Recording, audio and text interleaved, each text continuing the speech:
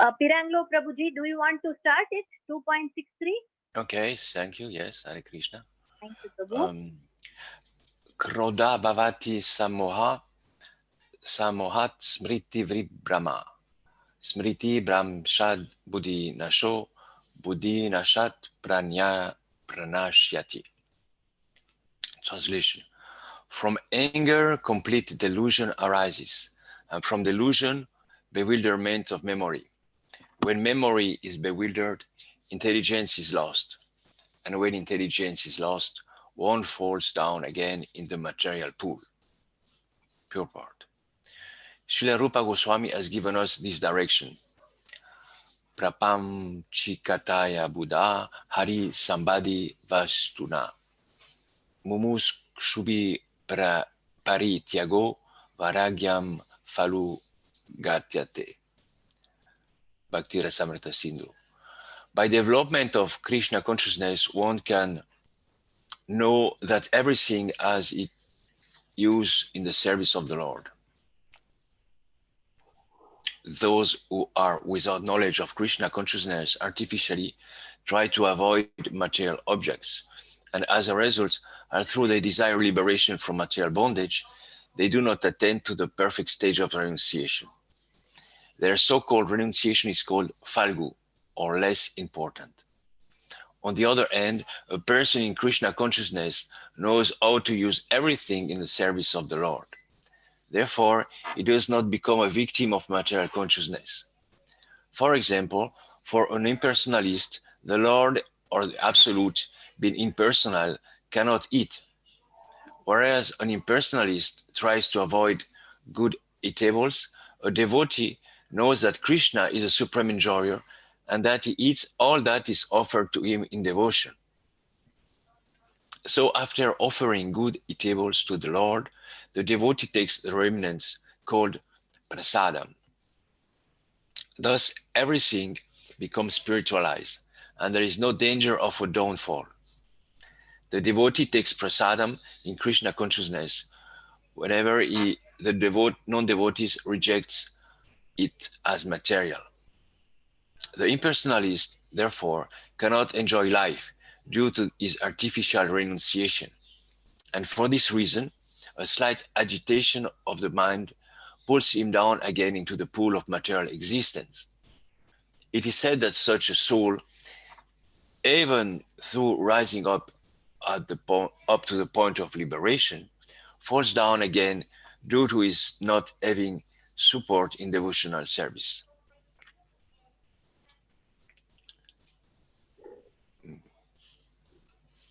Okay. So these are the different stages of fall down, which happen when we don't control the mind. You see? We heard in the previous verse, a continuation from the previous verse. We begin by contemplating the senses. We think about material enjoyment. We think about something in the mind. We become attached to it. And then we want the desire to have it. We have some lust to get it. And when we don't get it, we become angry. Right? So then this verse begins from anger. After the anger, then what happens? What's the result of the anger? Complete delusion arises. And from delusion, bewilderment of memory. Then when the memory is bewildered, then intelligence is lost. And when we have no more intelligence, then we fall into the material pool. So Srila Prabhupada is explaining in the purport the difference between the Mayavadi philosophy and the Vaishnava philosophy, because we're both concerned to control the senses. So the Mayavadi, the impersonalist people, their process is dry renunciation. as Prabhupada describes, they'll eat very austerely, very simple, very plain. They won't eat any nice, tasty food because they think that's Maya. They think that's sense gratification. But in Krishna consciousness, we like to have nice prasadam. We take food which is offered to Krishna. And by doing that, we control the senses. So their renunciation, the Mayavadi people, they renounce, but their renunciation makes the heart very dry and hard. They don't get any real pleasure from it. But in Krishna consciousness, our renunciation is in relation to Krishna, that we take Krishna prasadam, and by taking Krishna prasadam, we become purified. So our renunciation is called yukta vairagya, right? You see it's written there in the purport, Falgu vairagya, vairagyam falgu katayate. That's the Mayavadi renunciation. Falgu vairagya, vairagya falgu. Falgu falls. There's a river Falgu. It looks like sand, but actually there's water below it. So the same way there are people, they look renounced, but in their mind they have so many material desires. So Krishna conscious process is to purify the desires, not to stop desire, but to purify them. So that's quite a different process. You purify the desire. And the purification comes about by connecting to Krishna. When we're connected to Krishna, then we become purified. Because Krishna purifies everything, everyone. Just like the sunshine purifies everything. So Krishna is more powerful than even the sun.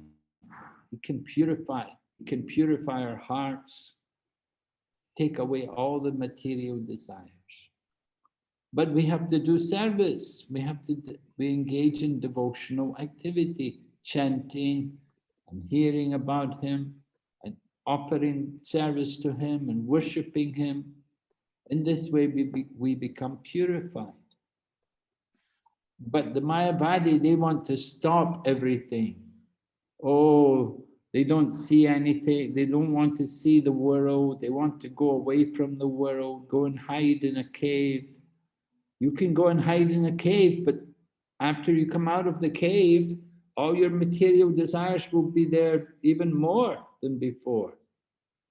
So going in a cave doesn't stop material desires, or taking a vow of silence doesn't stop material desires.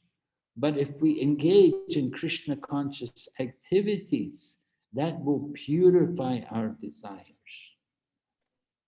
Instead of trying to stop activities, we want to do activities, but do activities for the pleasure of Krishna.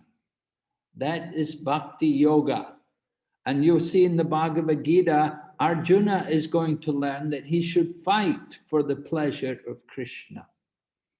So everything is done for the pleasure of Krishna.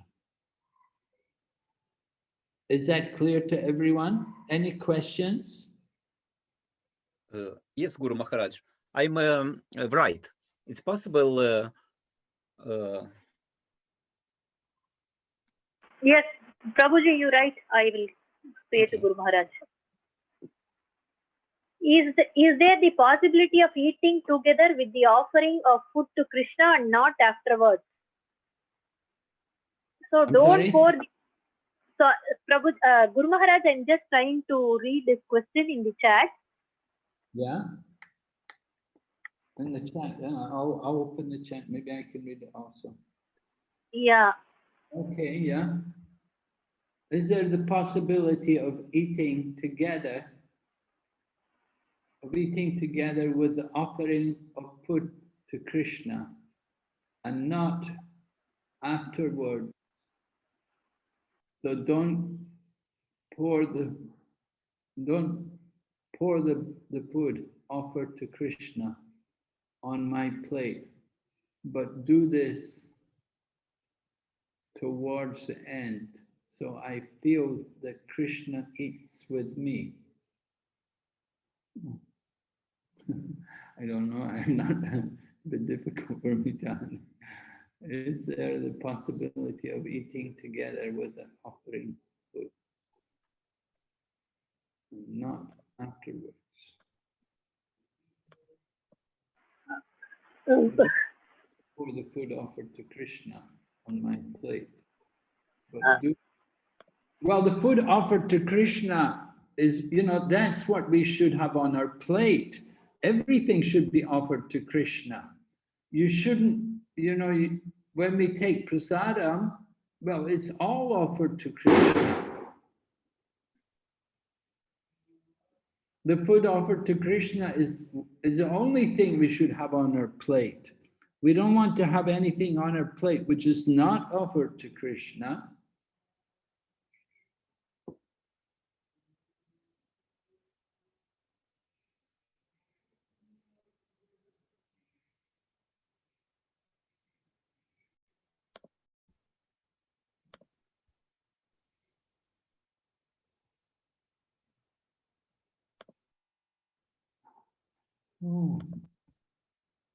But do this towards the end. You mean after you've eaten the food not offered to Krishna, then give you the food offered to Krishna. So I feel that Krishna eats with me. Well, it's not that Krishna eats with us, but we want to eat Krishna's remnants. You see, prasadam is the remnants of Krishna. We eat after Krishna. First, we let Krishna eat. Krishna is the master, we're his servants. So when we offer the food to Krishna, Krishna eats it, and then after Krishna's honored the food, then we take afterwards. So that's when we're taking prasadam. Not that we're eating with Krishna, but we eat after Krishna has taken his prasadam. Krishna takes his meal first, and then we take Krishna's remnants. Prasadam means mercy of Krishna. So prasadam is the remnants of Lord Krishna. And we take that prasadam after Lord Krishna has accepted the offering.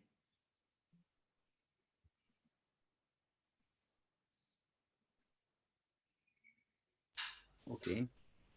Krishna Maharaj, yes. It's funny because I'm in the same. I wanted to ask the same question as Simon asked you. Because at home, personally, it's difficult to have the same standard as in a temple. For example, when I'm cooking, sometimes I taste the food to see if it's cooked. So it's completely forbidden in a temple, right? You cannot do this to offer to Krishna. Well, I've seen some cooks do it. Oh, okay. Some cooks do it because they're cooking a big quantity and they want it to be right. So they may not do it all the time, but sometimes they may do it. Okay. And sometimes I forget to offer to Krishna. And while we start to eat and I say, oh, what about Damodar? We forget him. What consciousness we have. So very quick, we make, he has three nice plates, and we offer him at that moment. At the same time, we start to eat. And we eat in the kitchen together. He has not an altar in another room. His altar is just in a corner of the kitchen. So I think, my God, I don't follow at all the standard of the Vaishnava worship that I learned in the temple, ISKCON temple, So I feel guilty sometimes, but I think, yeah. The important thing is the mood of devotion. The rules and regulations, they come later, but the Krishna appreciates the mood, the actual service mood, the attitude. Yes. Your facilities are limited, of course. You don't have a proper temple room and you eat in the kitchen where you're cooking. And like that. Yes, So, yes, that's, Krishna will accept that. But still, the fact that you try to offer, that's appreciated by Krishna. yes, But Guru Maharaj. you do want to try to remember to offer, and even if you do the offering quickly, it's okay. But you do want to try to remember to offer to Krishna. That's important. And I hope one day, maybe in Vaikunta, I will be able to eat with Krishna. Well, if you become qualified to become a cowherd boy, Yes. that takes many lifetimes. Takes me a long time. Yes, yes, yes. But this offering, is to offer to Krishna and to take the remnants and to think about it. It makes my heart feel peaceful and connected with Damodar. So it's just devotional service. Yeah. Even if it's not first class, even if it's not so in the standard, but like you said, it's about love. Yeah, it's a mood. It's not the rules and regulations, but the mood Yes. is there, the mood. So you have the right mood. Yes. Thinking of Krishna. So Krishna doesn't mind that you're eating in the kitchen. Yes. You don't have a prasadam room. Yes. You don't have a prasadam room, but you're doing your best according to the time, place, and circumstances. Circumstances. Right? Time, the place, and the circumstances. So that's important. Thank you. I hope that Simon is satisfied with your answer. Yes, thank you very much. Okay.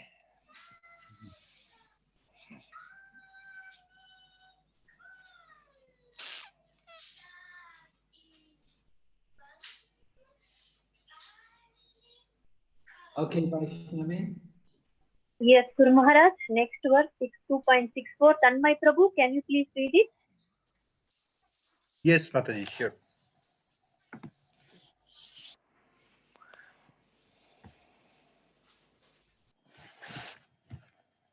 Raga desha bhimuktaistu visayan indriyaischaran atmavasyair vidyatma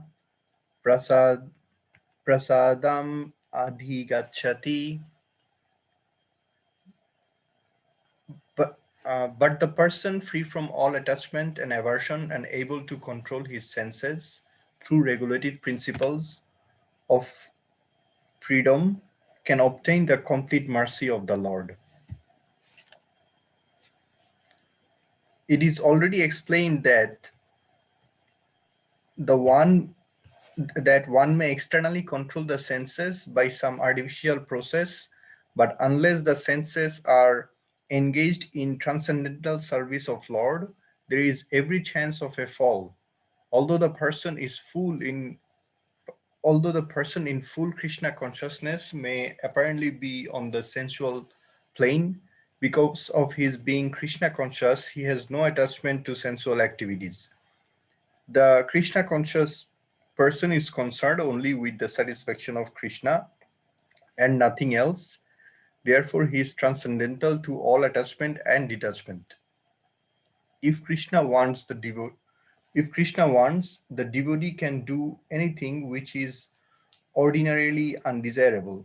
And if Krishna does not want, he shall not do that which he would have ordinarily done for his own satisfaction. Therefore, to act or not to act is within his control because he acts only under the direction of Krishna. This consciousness is the causeless mercy of the Lord, which the devotee can achieve in spite of his being attached to the sensual platform.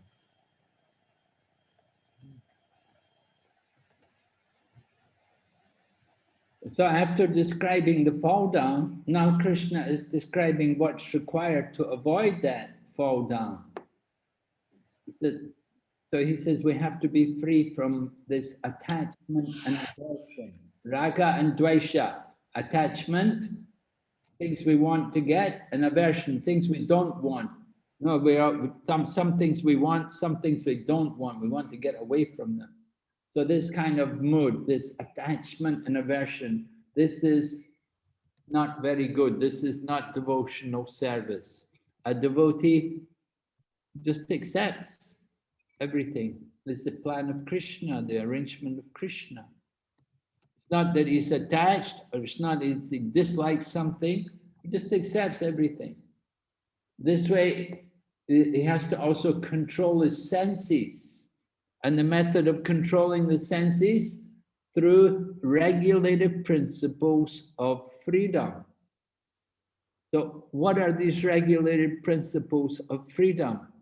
That is not just simply what we would think the 4 principles. Oh, I'm a vegetarian, no meat, fish, and egg, no intoxication, no gambling, no illicit sex. That's not the 4.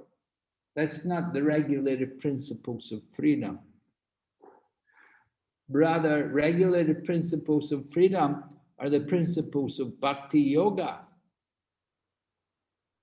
Eating food offered to Krishna, reading the scriptures like Bhagavad Gita, Srimad Bhagavatam, chanting the holy name, waking up quite early in the morning, leading a devotional life. That is what the regulative principles of freedom are. And when we follow like that, then we can get this prasadam adhigacchati. We can get the mercy of Lord Krishna. So we want to get the mercy of Lord Krishna.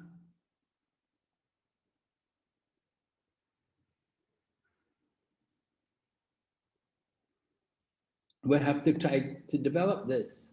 Control the senses through devotional service by doing regularly hearing and chanting, using our senses like that. We don't get into watching too many Bollywood movies or cricket matches. We're not too much worried about the stock market. We're not so much caring about the weather forecast. Okay, whatever is going to be will be.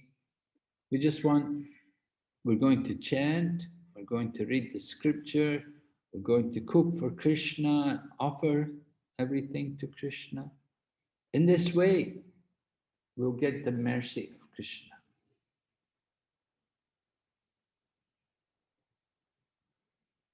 So people think, oh, this is not freedom. They don't know what is freedom.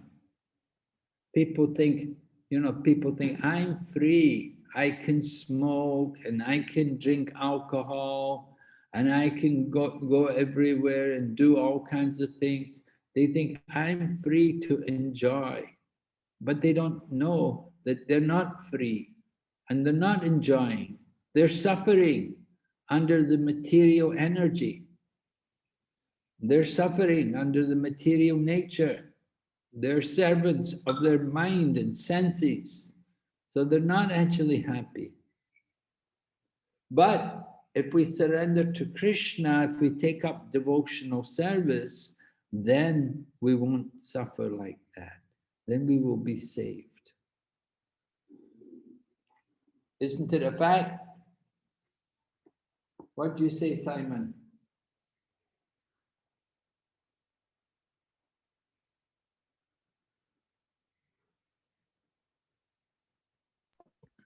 Don't comment. It's okay. I understand. Yeah. What do you think, Tanmay? I completely understand and agree, Prabhu, also. Okay, very good. Yeah, it's difficult to get people to take up Krishna consciousness.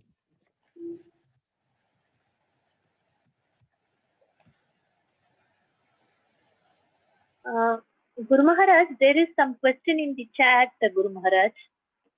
Really, who from? from Uday and Tanmay.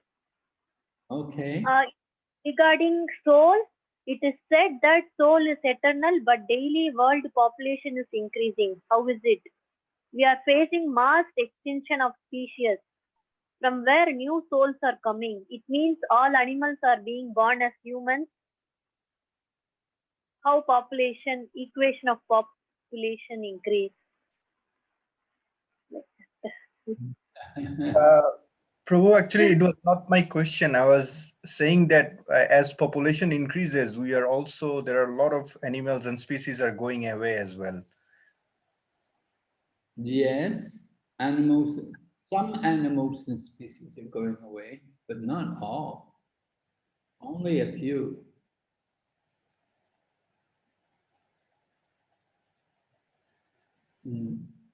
Okay. So it is said the soul is eternal, but daily world population is increasing. How? Well, as you mentioned, it could be that the souls are coming up from the animal species. Not only animal species, of course, there's souls in all living entities. The trees also have souls. The grass also has soul. And then COVID-19 is also a soul, right? These viruses which are going around, they're souls. We're facing a mass extinction of species also.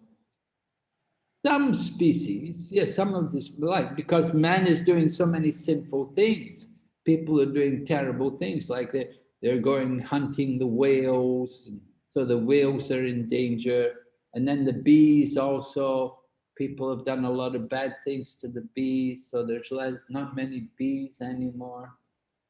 I'm taking all the fish out of the sea because people are eating all the fish. So these things are going on. From where new souls are coming? Well, remember, there's so many other planets. We're only one planet. So there are souls everywhere. We're only one planet in one tiny universe. But there are many, many universes. Our universe is a small one because Brahma only has 4 heads. But in the bigger universes, Brahma has many more heads. And so these bigger universes also have many, many souls. So these souls, some souls come here, some of our souls may go there. There's a lot of transit going on. You know, we're traveling, we're moving around from one universe to another. Brahmanda Brahmite Kunya Bhagyavan Jeev. Brahmanda is a universe, right? So we've been moving since time immemorial, since a very long time. We've been in this material world, and we're moving through all these different species. Sometimes we're in the higher planet, sometimes we're a demigod, sometimes we're a bird, or we're a worm, or some insect, or a flower. So many things. So the number of souls is infinite, and the number of souls is also fixed. It's not that the souls are being created, but the souls are moving. They come from other universes. Some souls, you know, and some souls are even in the Brahmajyoti. So some souls from the Brahmajyoti sometimes will come back here because they still have some material desires.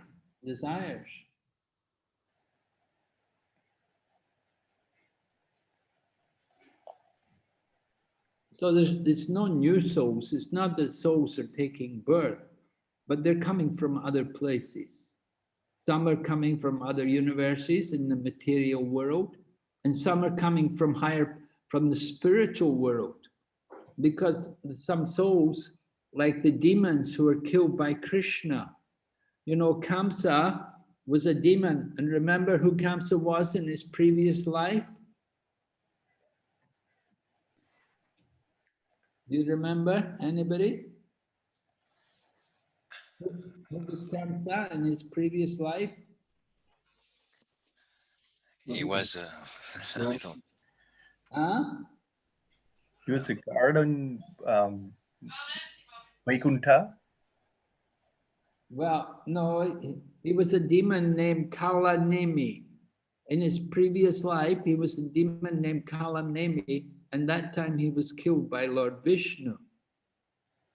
So then he took birth as Kamsa.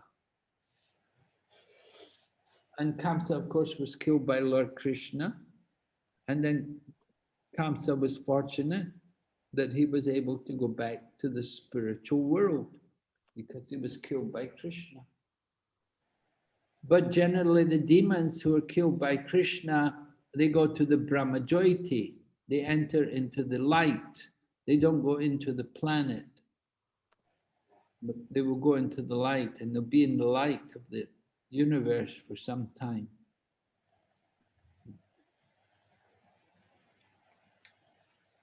So there's a lot of souls everywhere moving around. Every atom, you know, you've got Paramatmas in every atom.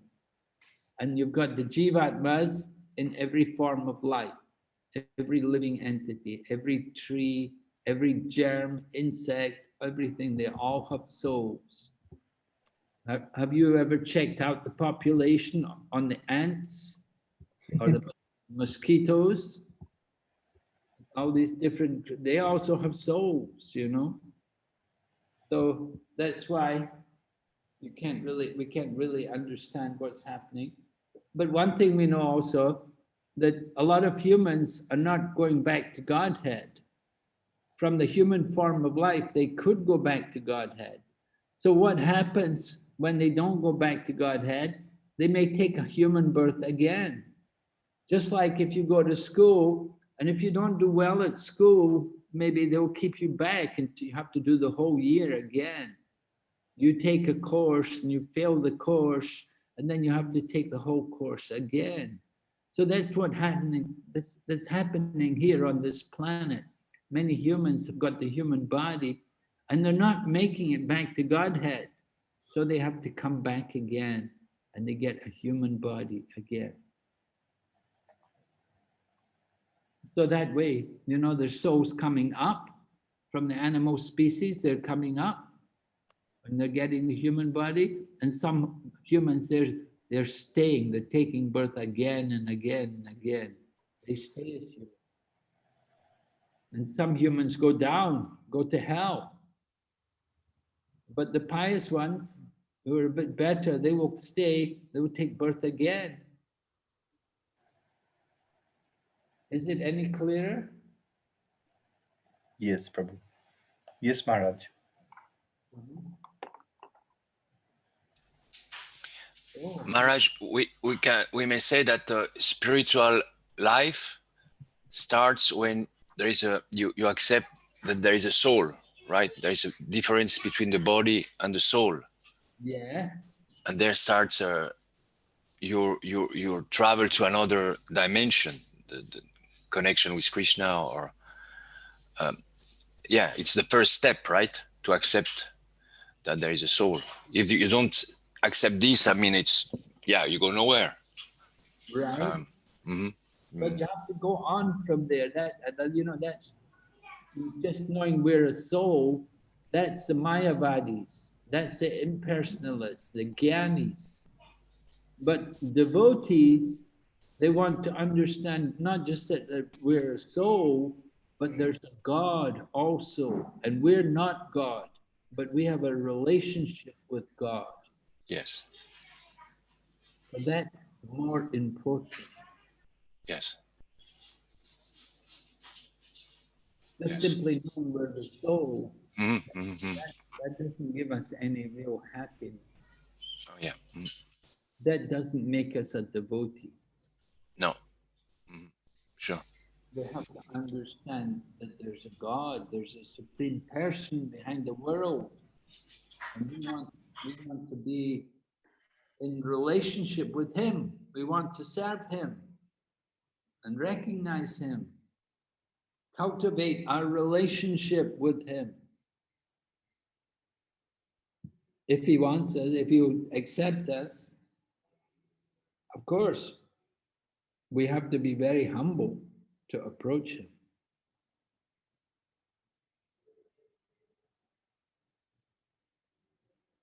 Because he's so great and we're so small. So it's very important for us to be humble in approaching him.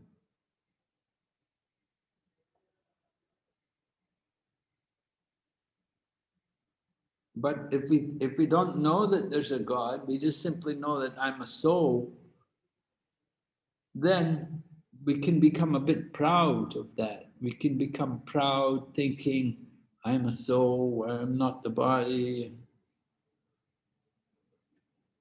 So it's really important to understand that we're all servants. We're not the masters, we're servants. We have a relationship with the master. He's the supreme and we're his servant.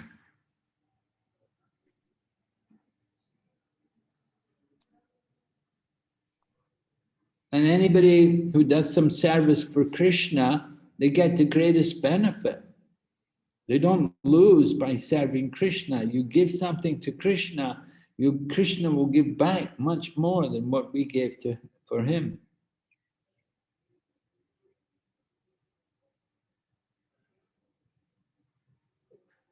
Have you got an experience like that?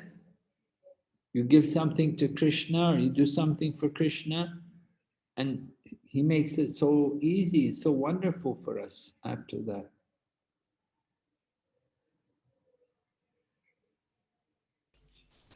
I mean, here in Geneva, for many years, there was no Bhakta Sangha, you know, there was no association really. Yes. After the temple went away in Zurich, so there was just, some meeting, sometime lasted 5 years, and after everybody went away, and finally now, Krishna sent Vaishnavi, and she's so powerful, and she's so great, and so devotional, full of devotion, and she made this congregation here in Geneva, and it's just wonderful, because I'm here in Geneva alone, and all of a sudden comes Vaishnavi with Simon,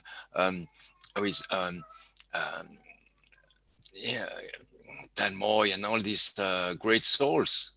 So for me, it's a greatest gift that I was chanting sometime my beats, and Krishna gave me all this association.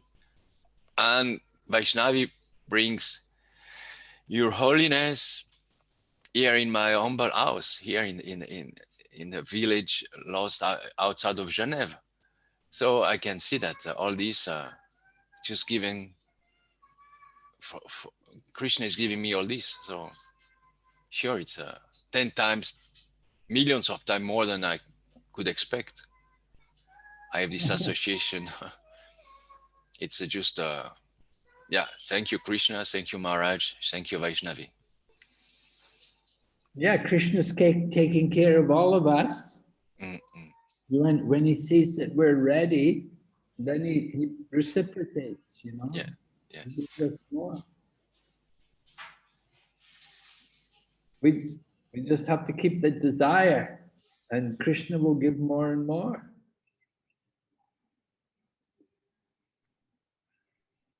You know, at this time with the virus everywhere, so the whole world is affected. So even if we have a big center, it's not much use because there are many big temples which are not open and the public are not able to come. And so, you know, now you're on the same level as everybody else. You know, you can make use of your telecommunication, use your mobile phone or whatever, and you can watch lectures, you can hear classes given by wonderful devotees from different parts of the world. No, it's very nice. Krishna's giving to everyone an equal chance. Krishna said, I'm equal to everyone. And we can see that equality now, and we're all getting a chance to remember him and to be engaged in his service. And The good service is to hear about Krishna.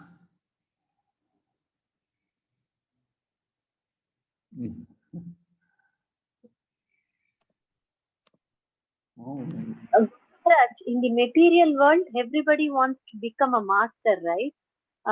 Nobody wants to become a servant. And now we are reading that we have to become a servant of Krishna.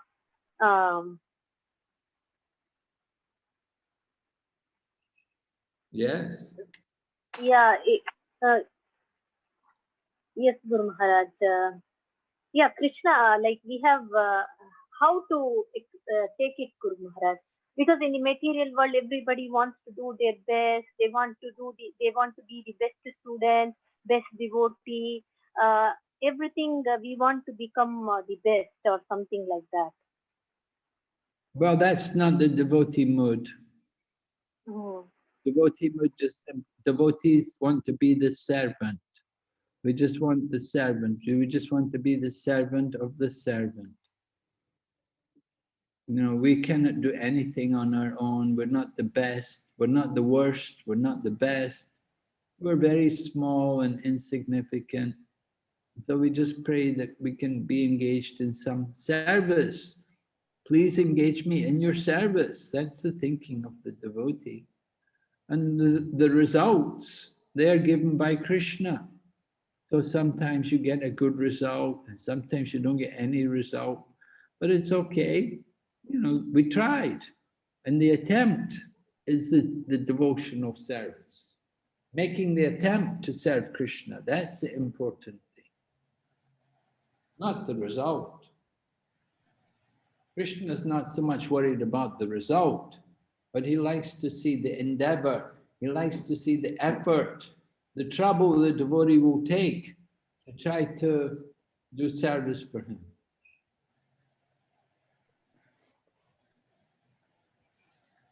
So that's more important. Yes, Guru Maharaj.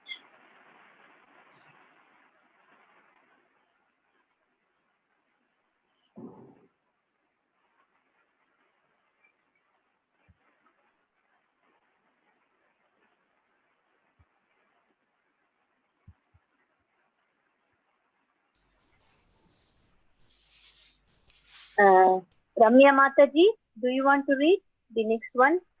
No. Yes. Yeah.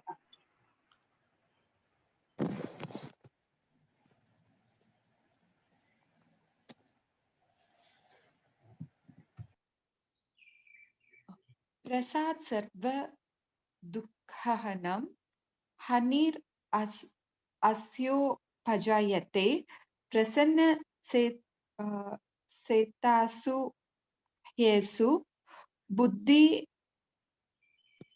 prayavashite. Translation. For one, the satisfied in Krishna consciousness, threefold miseries of material existence exists no longer. In such satisfaction, consciousness, one's intelligence is soon well established.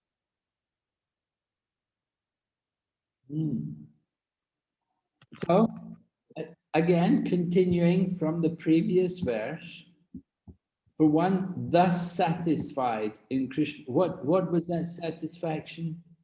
Satisfaction that he's controlling the senses and following the regulative principles of freedom. And he's given up attachment and aversion. And this way he's satisfied because he's in Krishna consciousness. Very important. If we're not in Krishna consciousness, we won't be satisfied. We're trying, we want to be satisfied. If we're satisfied, we will be happy. But if we're not satisfied, oh no, nothing pleases us, we want more, always agitated. So very important, to be satisfied and to be satisfied in Krishna consciousness. That's very important for us. We have to be happy to chant the holy name and to be with the devotees.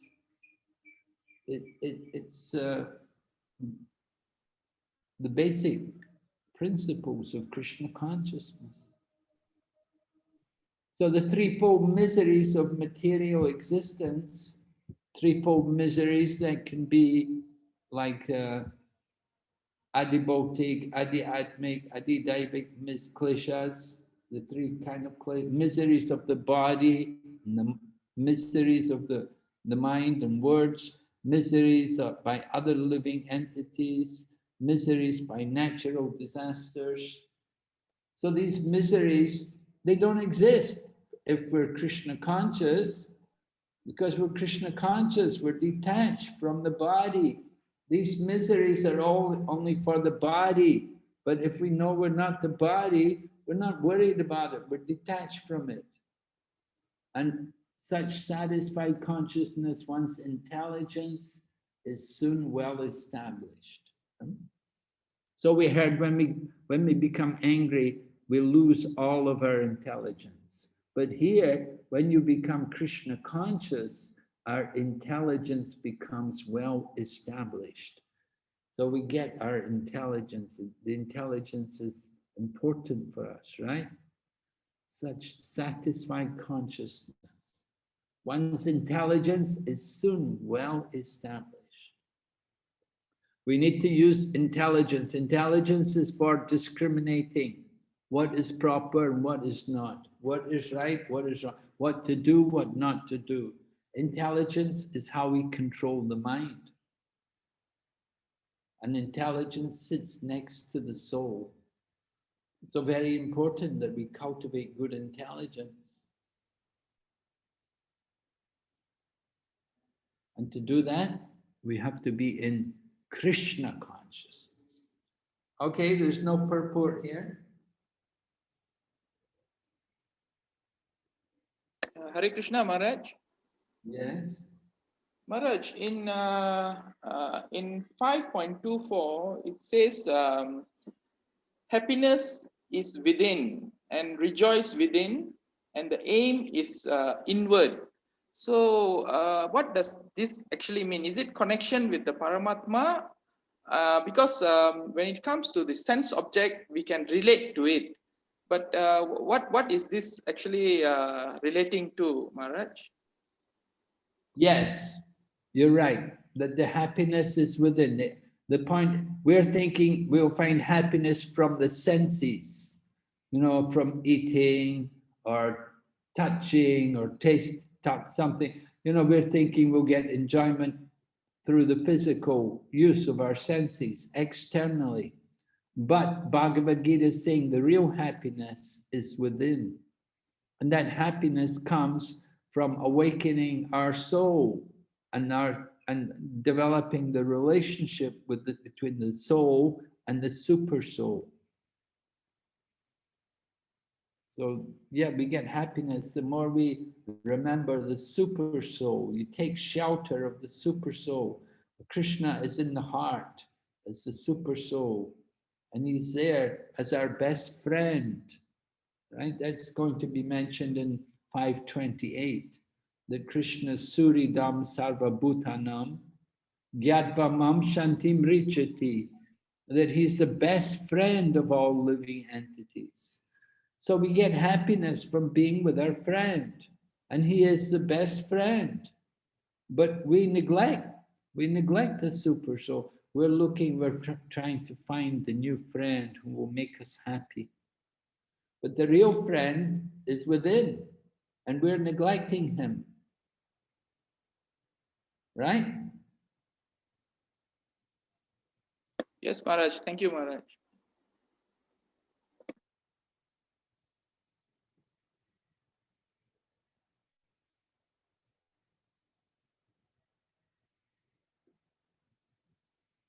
Yes? Vaishnavi? Yes, Guru Maharaj. Fernando Prabhu, do you want to read 2.66?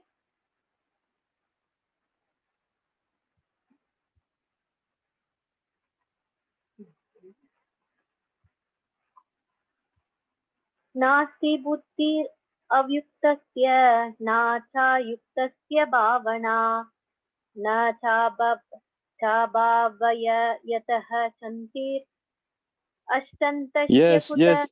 Sorry, Okay. sorry. Yeah. I've lost my screen. I just lost my screen. I'm really sorry.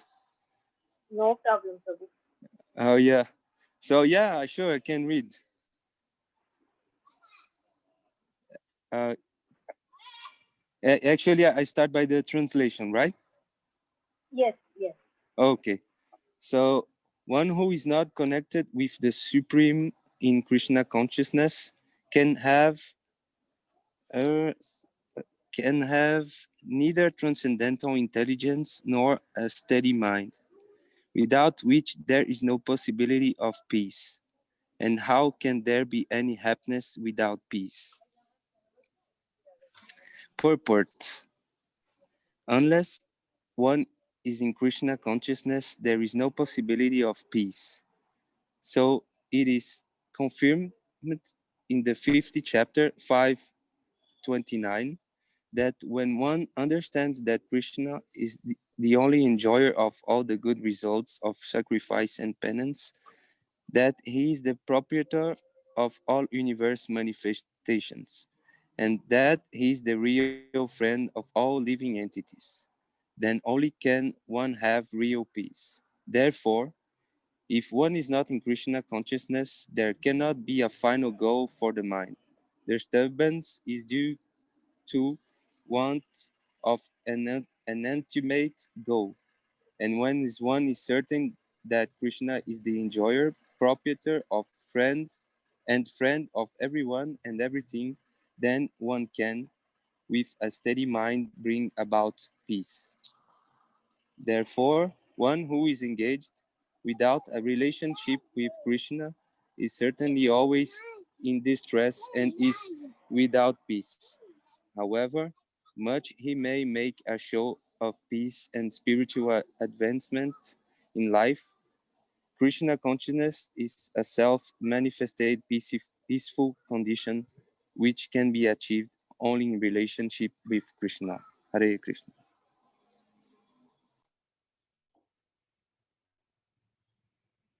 Okay, so what Krishna is describing, what happens when we're not connected with Krishna.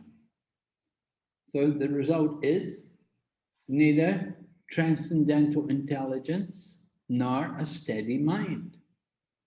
The mind is not steady, you will not be peaceful. And so Krishna said, how can there be any happiness if you're not peaceful? And everyone usually wants happiness. We're all thinking, I want to be happy, I want to enjoy. So Krishna said, first you have to be peaceful. You want to be make your mind peaceful, very important. So how to make the mind peaceful? Prabhupada picks up, he goes to the last verse of the 5th chapter, 529. I thought it was 28, it's 29. 529, it's the final verse of the 5th chapter. And Prabhupada calls that verse the peace formula. Peace formula. Formula for peace. You have to know 3 things. You have to know that everything belongs to Krishna. That's something difficult because we always think, I'm the proprietor, this is mine, this belongs to me. But the peace formula is to understand everything belongs to Krishna. And then the second thing is that everything is meant for his enjoyment. And the final thing is that he is our best friend. So if we remember these 3 things, and if we can apply them in our life, then we will be peaceful. Shanti, right? Sometimes you go to the Indian temple, they will say Shanti, Shanti, Shanti, right? They will speak about peace. They all want peace, people want peace, but they don't know how to get peace. But Krishna is telling us in the Bhagavad Gita, you have to understand everything belongs to him and everything is for his enjoyment. We are trying to enjoy, but we're trying to enjoy separate from him. That creates a problem. When we try to separate ourselves from him, that creates a problem. And we have to remember he is our best friend. Very important. We've had many friends, right? We have many friends, and we see people come and go. We meet with friends at school, and then friends at college, and then you get married, and then you get new friends, different friends, and then you live someplace, you're working somewhere, you get a job somewhere, and then you change your job, work another place, different friends. So many friends coming and going, but one friend who's always with us, the Lord in the heart, the super soul. He is the real friend, the best friend of all living entities. We have to take advantage of him. We have to hear from the super soul, from the Lord in the heart. So Krishna is speaking to us in the form of the Bhagavad Gita. The words of the Bhagavad Gita are not different from the words of the super soul in the heart. We have to hear from him.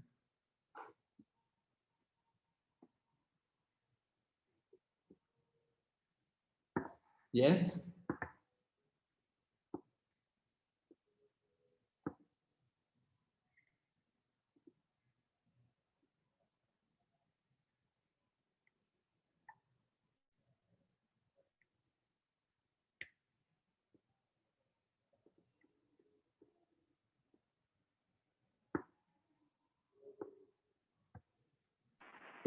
Without cultivating our relationship with Krishna, we cannot be peaceful. And we have to recognize Krishna, that he's the proprietor. The house we live in is Krishna's house. And the family we have also are Krishna's. Everything we have is his. And we want to use everything in his service.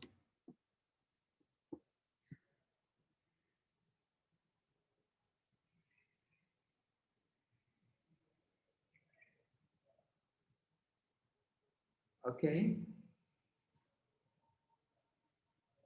Vaishnavi? Yes, Guru Maharaj. Yes, Shall we go on? yes, Next yes, verse? yes. 2.67.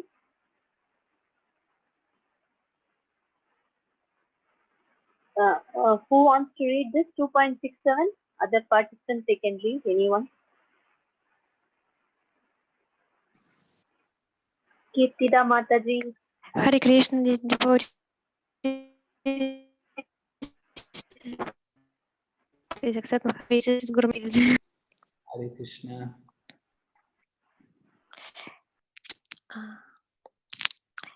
Indriyanyam hi charata yamano nuvidhyate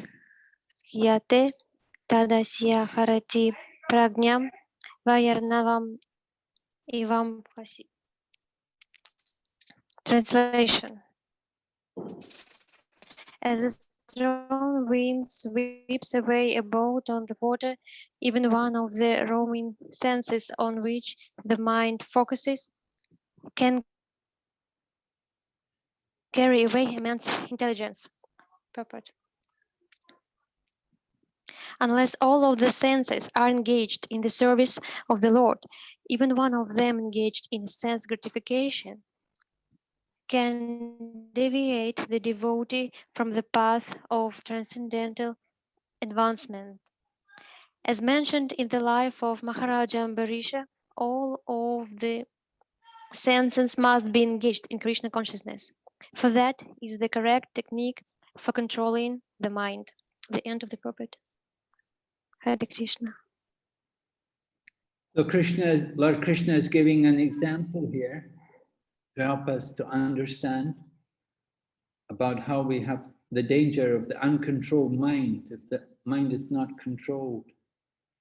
He gives the example about the boat on the water swept away by the strong wind. Right. Sometimes you have a boat, probably Switzerland, you don't have too many boats there, but if you're on the coast, people like to have boats. But sometimes, you have to have the boat moored You have to tie the boat to the side, other wind will come, it will blow. And you don't notice the boat being drawn away out into the middle of the ocean. So the same way, any one of the senses on which the mind dwells can take away a man's intelligence. Any one of the roaming senses, right? Our senses are roaming. I mean, they're looking everywhere, where to enjoy, where am I going to find my pleasure? And sometimes the mind will focus on the tongue, sometimes the mind will focus on the eyes, sometimes the mind will focus on the nose, like this, looking for enjoyment. The mind wants to enjoy. And the mind gets this enjoyment through the senses. So very important to learn to control the senses. Now, so there are two processes. Some people, the Mayavadi or the impersonal path, their process is to stop the senses. They say, don't use the senses, stop them. Don't see, don't taste, don't speak, right? They try to shut themselves off from the world, go away from everything, go to Switzerland, go in the Alps, go up in the mountains, sit there, away from the world. Some people do it. They just want to be quiet and go away, but their mind is still with them, and the mind is still disturbed by the senses. So the Krishna conscious process is to use the senses for the service of Krishna. Use all of our senses, just like when we chant japa, we're meant to use all of our senses. We use the tongue to chant. We use the ears to hear. We're not meant to just chant and not hear. We're meant to also hear when we're chanting. And then we're meant to also see Krishna. We should try to chant in the temple or in front of a picture of Krishna. Some devotees, they like to chant in front of the mantra. They will have the mantra printed out on a piece of paper, and they will chant in front of the mantra, and they can read all the mantra. And so they meditate on the name of Krishna in this way, using their eyes to see the mantra. And then the nose, we can have a flower offered to Krishna, or you may burn some incense offered to Krishna. And at the same time, our fingers are counting on the beads. So the sense of touch is being also used for the service of Krishna. So this is meditation, using all of our senses carefully to be absorbed in the service of Krishna. Because any one sense can take us away. We can be drawn away. Where do we go? Well, into the world of Maya, right? Into the illusion, into the material world. If we're not serving Krishna, then we go to serve Maya. This is the problem. So we have to be very careful.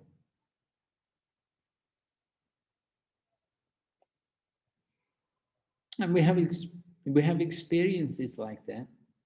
When we're chanting, you know, we can be sitting, chanting, holding the beats, but in our mind, we're thinking something else, we're away somewhere. So it's very important to try to fix the mind on Krishna. And fix the mind, we need to also fix the senses. Don't become the servant of the senses. Control the senses. It takes practice, takes effort, takes some endeavor. But we can do it. We have Krishna to help us. Krishna is on the side of the devotee. Krishna is helping the devotee. And Krishna is so much more attractive than the material world. The material world does not have much to offer us.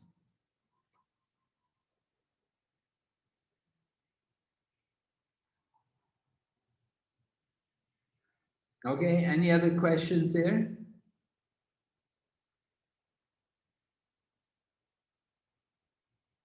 Guru Maharaj, is this possible in one lifetime, Guru Maharaj, to control the senses, to become the master of the senses? Oh yes, possible, this lifetime. Prabhupada said this lifetime we have to become perfect. We have to go back to Godhead this lifetime. We don't want to come back. Make this the last birth.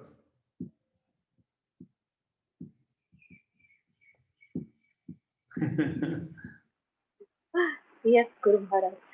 Guru Maharaj, I used to think that it's such an inability that we are not able to love Krishna. We are not able to love anyone in this world. Isn't a great inability, Guru Maharaj? We cannot really love anyone or Krishna. Yeah. Well, you do. You know, you love your family. You love your father and mother. You love your children. You love your husband, and so many things you love. We give love to other people. Why can't we give love to Krishna? The perfection of love is giving it to Krishna, because all of these other relationships which we have, they're temporary. Because although we've come in a family, this family is not eternal.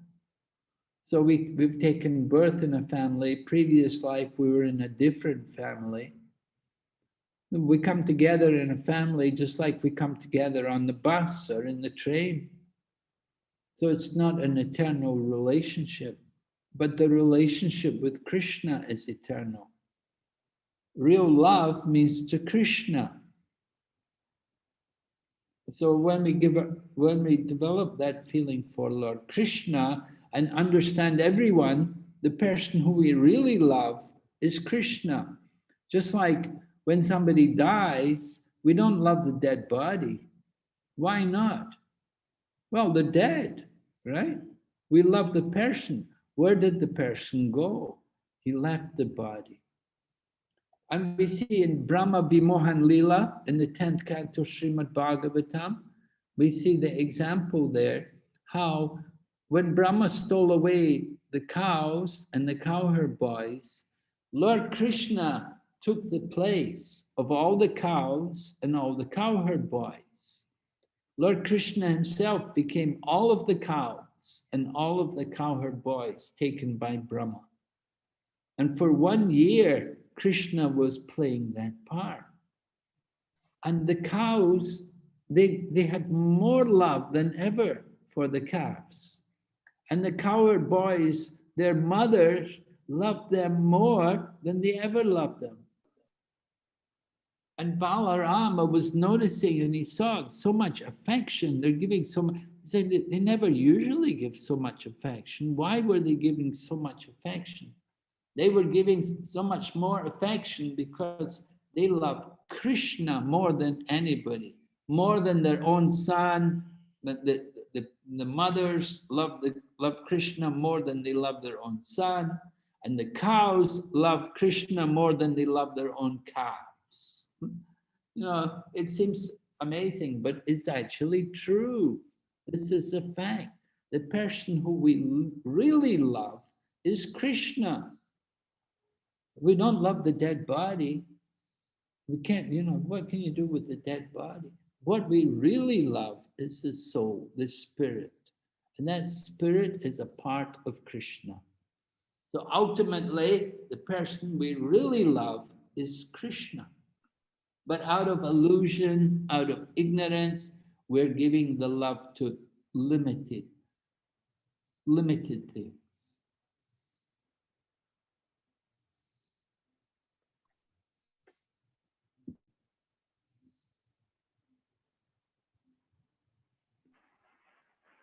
Thank you, Guru Maharaj.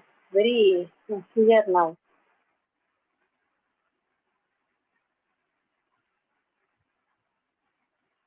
Guru Maharaj, Yes.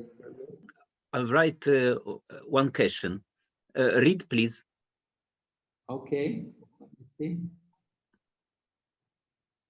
What, the story of Vedanta? Is it? Yes. Yes. Oh, there's a story There is a story in Mundaka Upanishad that runs like this. Once in a tree, there were two birds, one at the upper branch, serene, majestic, and divine, and the other at a lower branch, restlessly pecking fruits, sometimes sweet, sometimes bitter. One bird and Paramatma, and another bird, an individual soul, may question, why did Krishna create the senses for individual souls?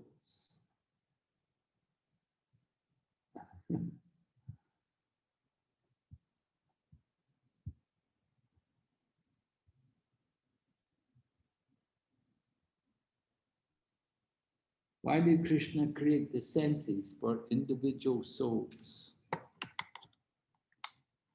Well, the senses are the means by which the individual soul has an opportunity to serve as well as to exploit. We use our senses in the service of Krishna. It is said, Rishikesha Rishikena Sevanam Bhaktir Uchate. One of the names of Lord Krishna is Rishikesh, that he is the proprietor of the senses. So the senses all belong to Lord Krishna, and we use them in the service of Krishna. We have to learn to use the senses for the pleasure of Krishna. Of course, out of ignorance, and because we're in illusion, because we don't have control over our mind and senses, so it happens that people use their senses for sense gratification. Because the senses are the means by which one can enjoy the world. Just like we have a material body, so the material body needs to eat, it needs to be looked after, you need to keep it clean, keep it healthy. So the senses allow us to do these things. Without senses, you could not do that. And you see the animals, they also have their senses. The different dogs and cats and the bears, and they all have their senses. And the same way in the human being, we have the strongest senses. Usually other species of life, they may have only one active, very strong sense. You know, like cats, they can see, their eyes are very powerful, they can see in the dark. And then the fish, his active sense is the tongue. He always wants, that's how people catch fish. They put a worm on the hook and the fish comes by and you try to eat the worm and it gets caught on the hook. And then a deer in the forest, they're controlled by the sound. So they're hunting the deer, they'll take someone to play the flute and the deer will hear the sound of the flute, he will become stunned, and this way they can come and capture the deer. Elephant captured by smell. The elephant, the male elephant will smell the female elephant and he will come running to find the female elephant. He wants to enjoy the female elephant. And they dig a big hole beside the female elephant. So the male will come running to approach the female elephant and she's standing right beside a big hole. And this way the big elephant, the male elephant will fall into the ditch and they capture the male elephant. But he's captured because of his sense of smell. He was brought by the sense of smell and captured by the sense of smell. So in the human form of life, we have all 5 senses. There's a firefly. Firefly is attracted by the glaring fire and he'll fly right into the fire, he'll be burned. So by their eyesight, by their tongue, by their nose, by their sense of touch, all these different animals, they get problems. So human form of life, we have 5 senses, and they're all active. We have to learn to use them carefully in the service of Krishna. So Krishna gives us senses so that we can serve him. By doing service, then we get more purification. We develop a taste for Krishna consciousness. So it's important for us to have senses and to be able to use them in the service of Krishna. Okay? Okay, thank you very much. I understand. So now, Yes, Guruji. chant.